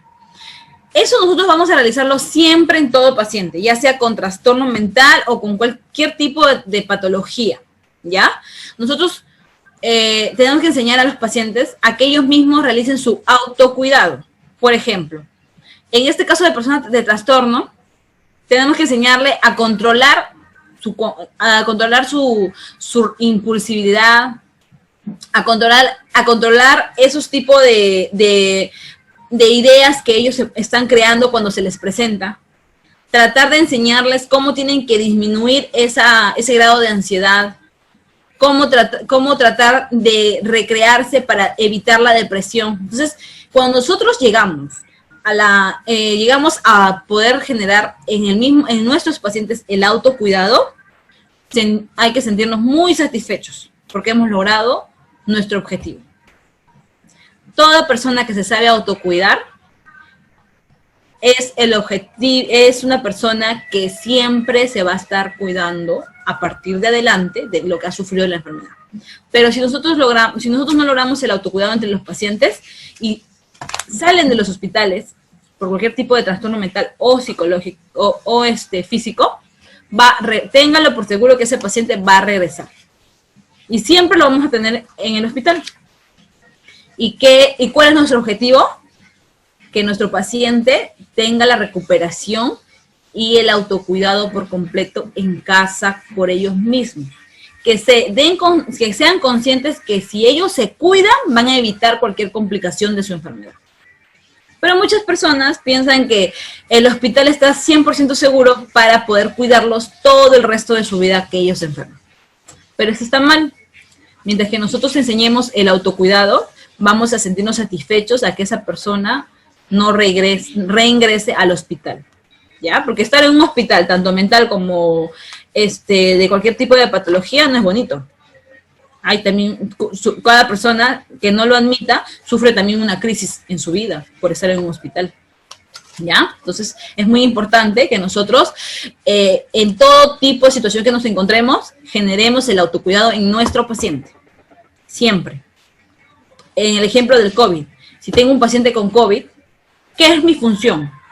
Hacer que sus hábitos inadecuados que antes tenía, ahora los borre y empiece a tener hábitos adecuados con su bioseguridad ante la exposición en las calles, la exposición en el trabajo, la exposición en su familia. Entonces, voy concientizando de que el cuidado lo tiene él mismo y no el personal de salud. que si él no se cuida, nadie lo va a hacer por él.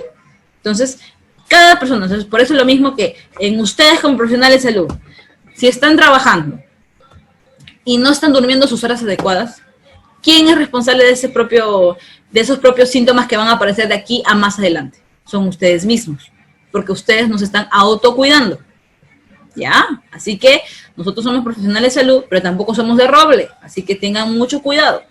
En cualquier momento les puede venir la factura porque no se están cuidando como deben. Así que hay que tomar conciencia de las cosas que estamos haciendo para corregirlas, ¿ya? No hay que abusar de la edad que tengamos. Recuerden que todos los síntomas aparecen más adelante, a futuro. Y si queremos pasar una etapa de adultez mayor adecuada, preparémonos desde la juventud y adultez, correctamente. Si hemos estado haciendo algunas cosas malas, hay que corregirlas, ¿ya? Está en ustedes también el cambio. Comprobar la capacidad del paciente para ejercer autocuidados independientes. No dependientes, sino que él mismo depende de su cuidado, que sea independiente, ¿ya? Alertar la independencia, pero interviniendo si el paciente no puede realizar la acción dada. O sea, si tú ya le has dado la independencia al paciente, pero tú estás evaluando que todavía le falta un poco más de tiempo, entonces tú también le tienes que ayudar. No es que, ya bueno, como es independiente, que lo haga él solo. No, hay que brindarle la ayuda hasta que logremos en la totalidad de su independencia, ¿ya? No hay que no hay que hacerles la etiqueta de que ya usted es independiente y usted por sí solo, usted mismo se vale. No, hay que ayudarlo si es que tiene algunas secuelas, le falta todavía reforzar en algunos tipos de aspectos, ¿ya? Recuerden que nuestro rol, ¿cuál es? Educador, modelo, socializador y consejero. Nunca se olviden de sus roles, ¿ya? Proporcionar ayuda hasta que el paciente sea totalmente capaz de asumir autocuidados. Manejo de trastornos de alimentación. El trastorno de alimentación como la bulimia, la anorexia, la vigorexia, todas las anexias que existen, es un trastorno alimenticio, también es un trastorno mental, ¿ya? Recuérdelo. ¿Qué es lo que nosotros realizamos? Desarrollamos una relación de apoyo con el paciente. Recuerden que esta parte de trastornos alimenticios es una parte como que donde lo primero que tenemos que lograr es que el paciente acepte su enfermedad. Acepte que es una persona anoréxica, acepte que es una persona bulímica, ¿ya? Que él acepte que está enfermo. Mientras que la persona con trastorno mental no acepte que está enfermo, así nosotros hagamos maravillas con su cuidado, no va a funcionar. Así que como primer objetivo, lograr que el paciente acepte esta enfermedad. Es muy importante, ¿ya? Reforzar los conceptos de buena alimentación en el paciente. En el caso de este tipo de trastorno,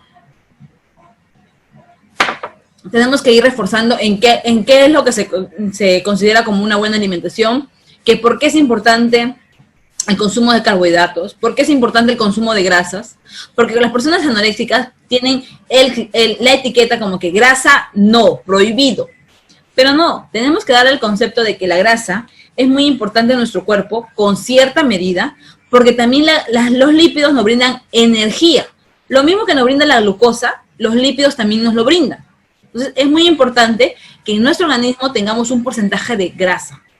Y eso tienen que ellos concientizarse. No es decirle no a las grasas, ¿ya? Observar al paciente durante y después de las comidas. Es muy importante. Si es una paciente que se está tratando por trastorno alimenticio, es muy importante tener una evaluación antes, post de la comida, ¿ya? Pesar a diario es muy importante también para ir evaluando si es que si está teniendo una mejoría o no. Colocar el material informativo atractivo de guías de comida en la habitación del paciente. O sea, por ejemplo, los pacientes con anorexia detestan ver una imagen de una hamburguesa, porque la hamburguesa para ellos es como que Satanás, no lo quiere ver.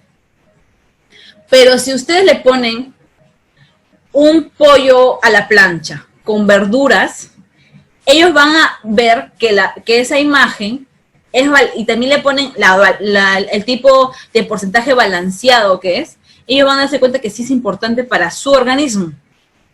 Pero si le ponen una imagen no adecuada, por ejemplo, un pollo, una pollada con verduras sancochadas, la anoréxica no va a querer comer, la persona con anorexia no va a querer comer. Entonces, tenemos que tener un material informativo atractivo para su visión y para su asimilación, ¿ya? Hay que manejar mucho el tino con las imágenes, porque es una persona con trastorno alimenticio, que le va a costar mucho volver a tener la rutina habitual y adecuada de la comida, ¿ya? Bueno, con eso hemos terminado con respecto al rol de auxiliar de enfermería con la salud mental. Ahora les voy a enseñar los videos que les tenía pendiente para que lo puedan ver. A ver.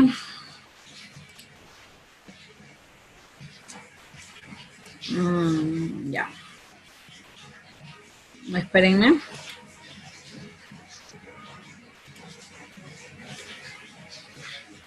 Me avisan si es que escuchan, ¿ya?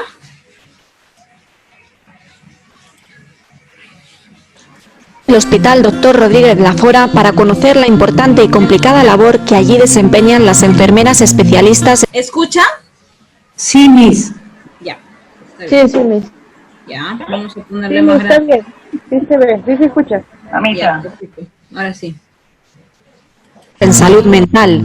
Somos el Hospital Dr. Rodríguez Lafora para conocer la importante y complicada labor que allí desempeñan las enfermeras especialistas en salud mental. Su directora de enfermería, Nieves Hernández, cuenta cuál es la misión del centro. Se dedica monográficamente a lo que es el diagnóstico, tratamiento, cuidado y rehabilitación de las personas que tienen trastorno mental. Para ello cuento con enfermeras y auxiliares de enfermería que realmente están muy preparadas para tratar estos pacientes, puesto que aquí no existe tecnología, sino lo que existe son las propias personas y sus habilidades de comunicación con el paciente y su presencia junto a él. En el mismo sentido, Esteban del Pozo, jefe de la unidad de enfermería de este hospital, detalla cómo se trabaja en este ámbito de la profesión. La enfermera especialista en salud mental tiene una labor principal y primordial en este tipo de intervenciones. Son intervenciones especializadas dirigidas a la reinserción de estas personas, y el trabajo que hacen las enfermeras en general en el hospital está muy dirigido a preparar a la persona para que vuelva a su lugar de preferencia. ¿Cómo se hace esto?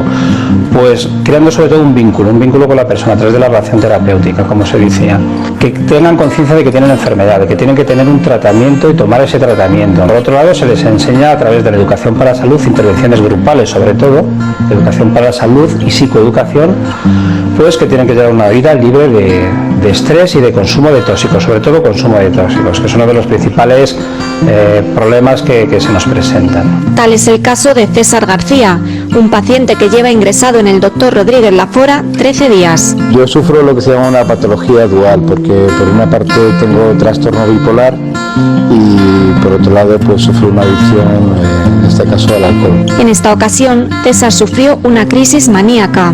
En el trastorno bipolar está la fase eufórica, que es la fase en la que nosotros nos encontramos con un tono vital excesivo, exacerbado, demasiada elocuencia, muchos pensamientos, etcétera, etcétera.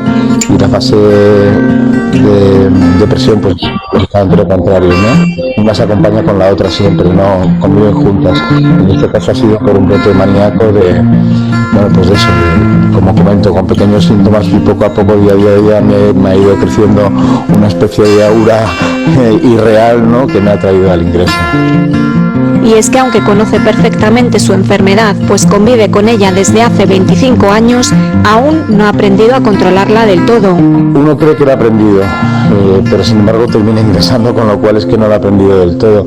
No creo que sea porque los enfermos no pongamos voluntad por aprender a controlarlo, sino porque es que los síntomas son muy sutiles.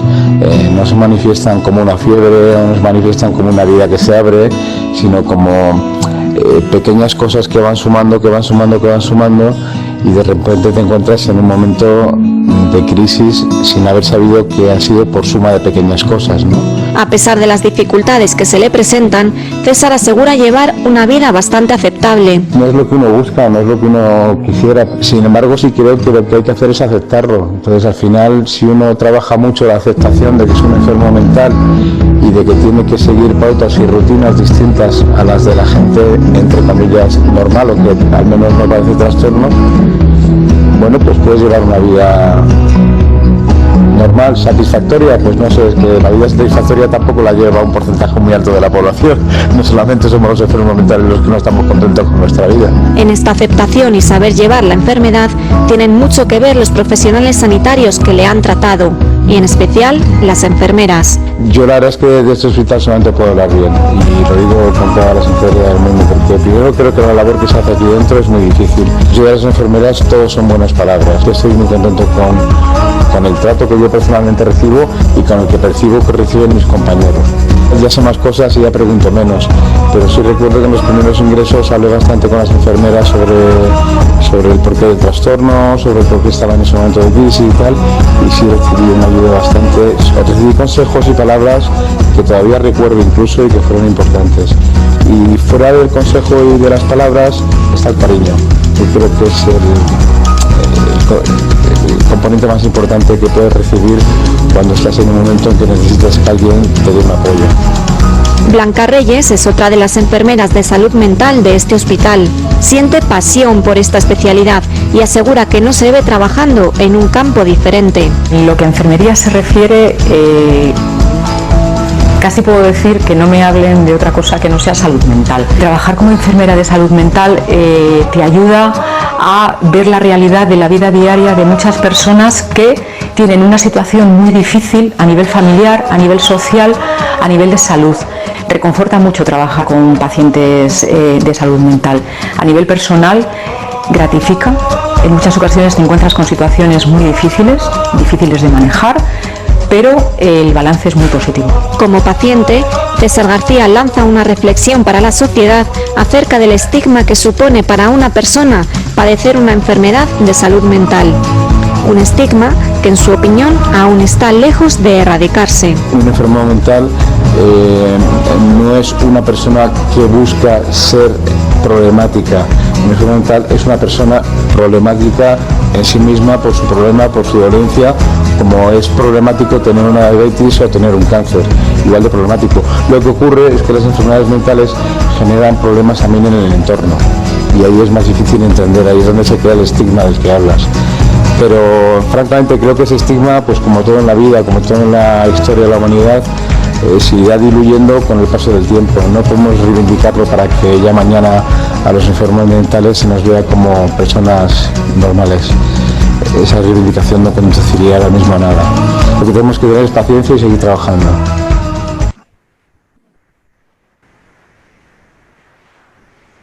Gracias, Carlos. Bueno.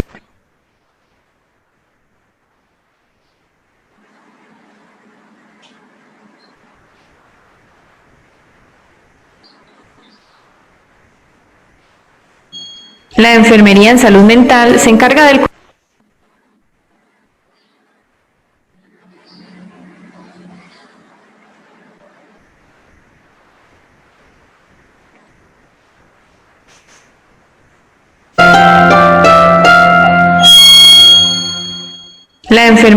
mental se encarga del cuidado de las personas de todas las edades con algún trastorno o enfermedad mental. Pero ¿por qué es tan importante a nivel global? En el mundo, la Organización Mundial de la Salud ha mostrado que entre el 20 y el 25% de la población ha sufrido, sufre o sufrirá algún tipo de sufrimiento psíquico severo. Y eso es un cuarto de la población mundial. Entonces, con la prevalencia de la depresión, del consumo adictivo de alcohol, con la prevalencia de la violencia y de otras causas de sufrimiento psíquico, las enfermeras tienen mucho campo en relación con la promoción, con la identificación de problemas de sufrimiento psíquico, pero también con la promoción de la salud mental.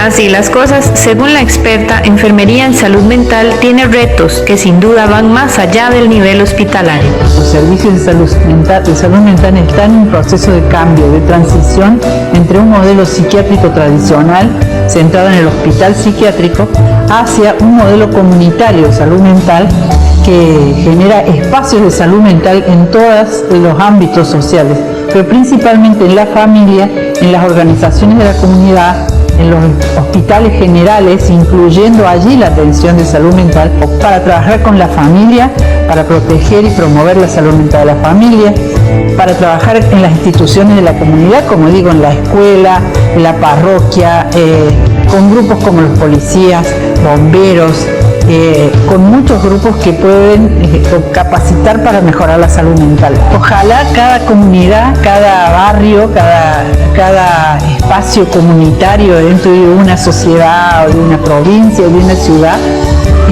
tenga una enfermera y sepa dónde está.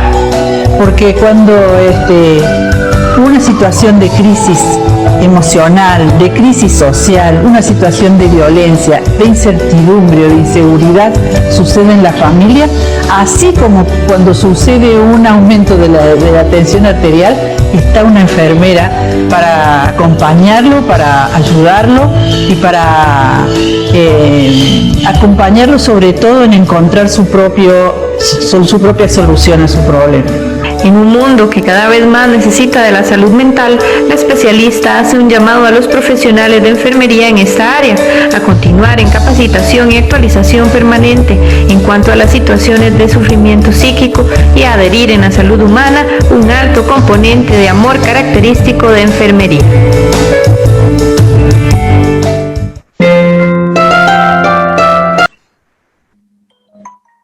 Dime, María Rosa. En el aspecto para cuidar a una persona bipolar, ¿qué recomendaciones me daría? Para cuidar a una persona... Pero controlada, está controlada, sí, con medicación, sí. Pero a veces tiene maneras, ¿no? Que, así como de eufóricas, te dice unas cosas fuertes, ¿no? Te recomendaría que estudies muy bien cuáles son las situaciones o cuáles son las circunstancias que hace que ella pueda brotar ella o él evidencie su bipolaridad. Y así tú evitas ese tipo de situaciones.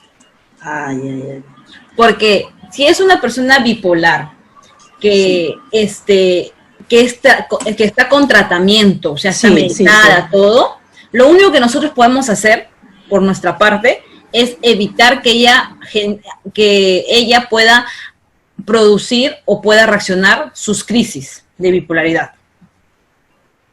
Entonces, se tiene que educar bastante a su entorno.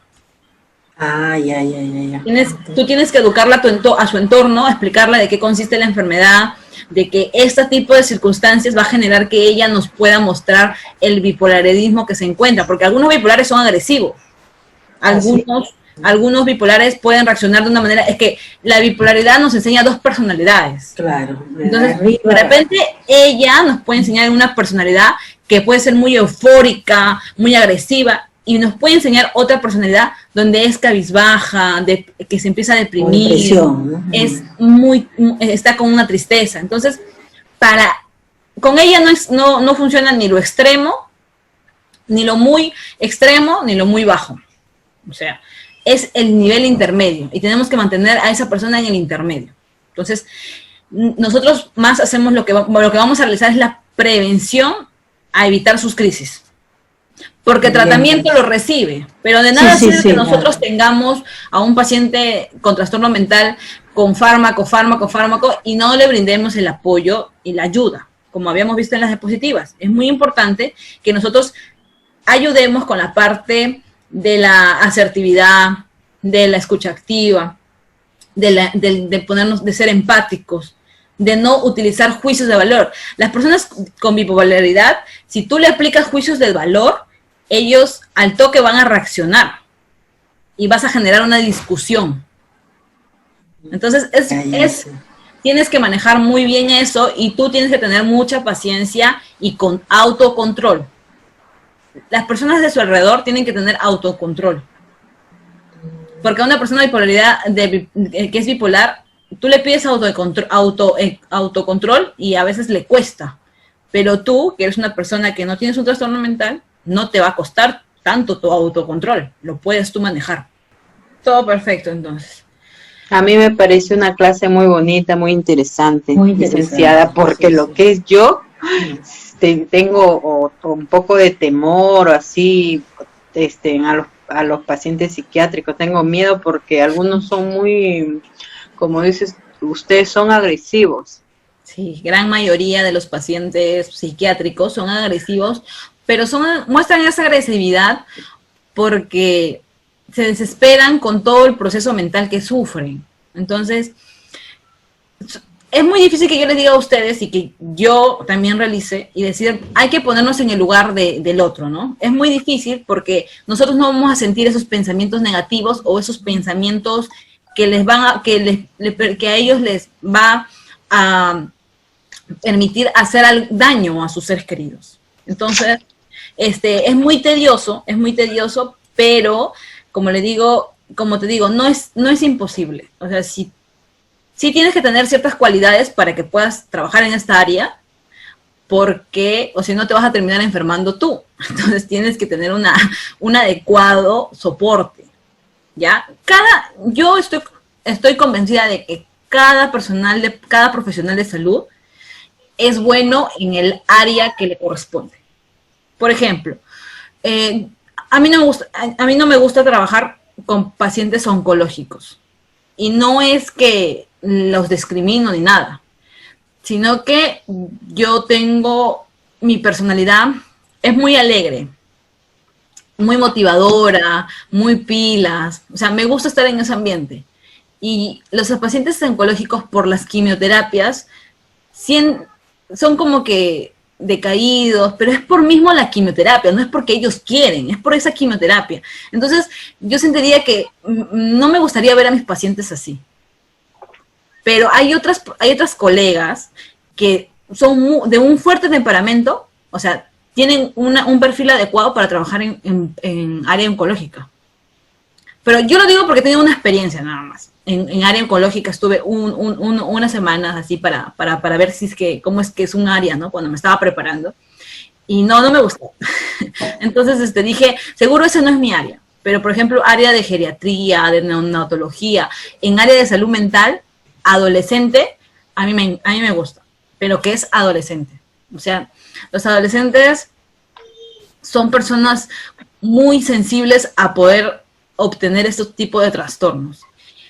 Y ayudarlos, te sientes muy bien porque cada día tienes que hacer algo creativo para que ellos no caigan en esa crisis. Entonces, te hace pensar a ti y te hace también ayudar a ellos. Y más que enfermera sería, ¿no? Educadora, ¿no? Porque no hay que enseñarle. En el rol de trastorno mental es mucho más eso, ¿no? Pero nosotros recuerden que nosotros como enfermería tenemos 4 roles, o sea, podemos desenvolvernos en rol de investigación, en rol asistencial, que es hospitales, ¿no? En rol educador y en rol gerencial de gestión. Por eso nosotros somos jefas, estamos encargadas supervisoras, entonces cumplimos varias funciones. Nuestra carrera es muy universal. Eso es lo bueno. Entonces, no es como otras carreras especializadas en un específico área, ¿no? Nosotros cumplimos una carrera completa. Y es una carrera así. Sacrificadora, a veces no bien valorada, pero es completa. Si nos gusta, bienvenido. Bueno. Pero, licenciada, hay pacientes psiquiátricos que se llegan a tener así, como se dice, amarrados o con camisa de fuerza casi todo, o un buen tiempo, ¿o no? Sí, cuando los pacientes empiezan a tener alucinaciones, cuando empiezan a tener alucinaciones que los matan o que les quieren hacer daño, entonces es imposible de que algunas personas se tienen que acercar a ella, pero ella al toque es como que te evidencia como que tú eres su agresor. Y al toque se te lanza encima tuyo. Entonces, a esas personas se las tiene que tener hasta que todavía el medicamento cese ese tipo de síntomas, tenérselas amarradas. Por eso es que les decía yo en las PPTs que si tenemos a un paciente amarrado con sujeción, bueno, no se le dice amarrado, se le dice sujeción mecánica. Sujeción mecánica, tenemos que revisar constantemente la piel cómo está. Porque recuerden que nosotros estamos para disminuir el daño, no para aumentar el daño. Entonces, ustedes saben que la piel es nuestro órgano protector ante cualquier bacteria, virus que está expuesto. Entonces, si nosotros tenemos una piel lacerada, con algún tipo de abertura, entonces va a ser una puerta de entrada ante los microorganismos. ¿Ya? Por esto es importante que nosotros estemos supervisando y estemos inspeccionando, haciendo el examen, inspeccionando cómo está su piel, para poder tomar las medidas adecuadas. ¿Ya? Bien. Disculpe, ¿puedo hacerle una pregunta? Dime, María Rosa. Cuando yo estaba en una residencia, había personas esquizofrénicas, un señor, ¿no? Y, por ejemplo, él siempre me decía, ¿cómo se llama? Estaba tranquilo, medicado todo, ¿no? Pero me decía, mira, veía alucinaciones, muchas alucinaciones. En ese caso, ¿cómo uno debe decir? ¿Cómo debe ayudarlo a actuar? Porque él, por ejemplo, me decía, mira, ahí hay una persona que viene con un cuchillo a matarme, pero ahí está, digo, ¿pero dónde? Ahí está, viene a matarme. Y a veces yo no sabía cómo, en esos casos, cómo actuar, ¿no? O cómo ayudarlo. Mira, es lo mismo que me pasaba a mí con la chica, la jovencita que tenía esquizofrenia. Ella también me decía, al costado, la persona que está al costado de usted me está diciendo que le haga daño. Entonces, ¿qué es lo que hacemos en ese instante? Le decimos le preguntamos a la paciente, bueno, en ese instante yo lo que hice es le pregunté, bueno, vamos a poner una Rosa, un nombre, ¿no? Julia. Le digo, Julia, ¿pero tú quieres hacerme daño? ¿Qué opinas tú de lo que te está mandando esa persona? O sea, no le llegamos a ponerle negatividad, en decirle, no hay nadie. No, que no hay. No hay nadie, no, porque vamos a generar que él más se sugestione y se aferre a esa imagen o a ese tipo de ente que él mira. Entonces nosotros tenemos que buscar la facilidad de que él poco a poco vaya borrando ese ente. Por eso es que le decimos, pero ¿tú qué opinas de lo que te está diciendo esa persona? Entonces ella va pensando y va diciendo, no, pero yo no quiero hacerle daño a usted porque usted es buena persona.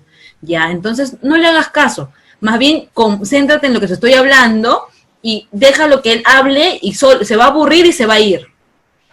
Entonces, poco a poco, esa sensación de desesperación de la persona en querer atacarte va a ir disminuyendo. Pero si tú le sigues también el juego en decir, sí, ¿dónde está? O sea, mostrarle como que la secuencia a lo que le está causando esa presencia extraña, vas a generar también una desesperación.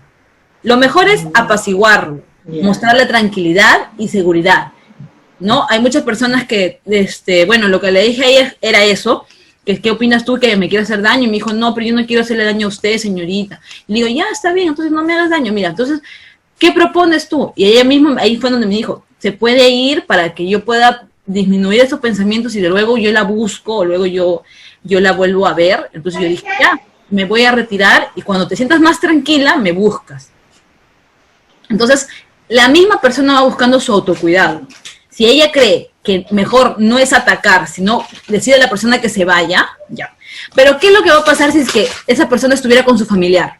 ¿Qué es lo que pasa? ¿Qué haría el familiar? Lo contrario, ¿verdad? Sí, el familiar le diría, no te voy a dejar sola. No te voy a dejar sola. O no hay nadie, estás alucinando. No hay nadie, sí. Es todo lo contrario. Pero nosotros como profesionales de salud vamos a hacer lo que nos dice el mismo conocimiento. Es apaciguar, no es seguir con el juego, como decían en otras palabras, al paciente, sino diferente, al contrario. No decirle completamente no, pero ir buscando el medio para que ella empiece a disminuir esa sensación y que ella se dé cuenta de lo que está pensando no existe. Entonces, ella misma se tiene que dar cuenta de que no existe. No es que yo le tengo que decir, no, no existe. Porque si no, yo le estoy juzgando, le estoy haciendo un juicio de valor. Y recuerden que nosotros como profesionales de salud nos hacemos juicio de valor. ¿Ya? Entonces, eso es lo que tú puedes hacer. Sí, también cuando tengas a la persona de bipolar que me mencionas, que de repente te dice, ya, no empieces porque ahorita yo reacciono. Entonces, a veces las personas de bipolar reaccionan y como tú también no te controlas, reaccionas junto con él. Entonces, no, te va a costar, pero tú tienes que mostrar un autocontrol. Un autocontrol porque si le sigues, como decir en otras palabras coloquiales, el juego a esa persona por su trastorno, va a ser ¿a dónde vamos a llegar? Va a ser una batalla más. Vas a explotar. Entonces, no, mantener la calma, buscar los medios de solución, ¿no? Decirle que, por ejemplo, no sé, si a esa persona le gusta hacer algo, o sea, le gusta hacer algo cada vez mucho más y siente que no sé, tocando el violín quizás se relaja, dile, ¿no? ¿Te parece por qué no mejor tocas el violín? ¿O no quieres hacer algo para que te relajes? Entonces, ya ella se dice, no quiero nada, yo sola me voy a tranquilizar. Entonces me voy a ir, o sea, buscar que ella sola vaya cesando su ira o que ella misma empiece a reactivar su ánimo, ¿no? Porque como les digo, los bipolar o pueden ser agresivos o pueden ser tristes, deprimidos. Entonces, es una variación que las pastillas completamente no es que lo van a lograr, también es el apoyo de nosotros. Entonces, vamos a dar por culminado y bueno, cuídense y nos vemos el miércoles. ¿Ya?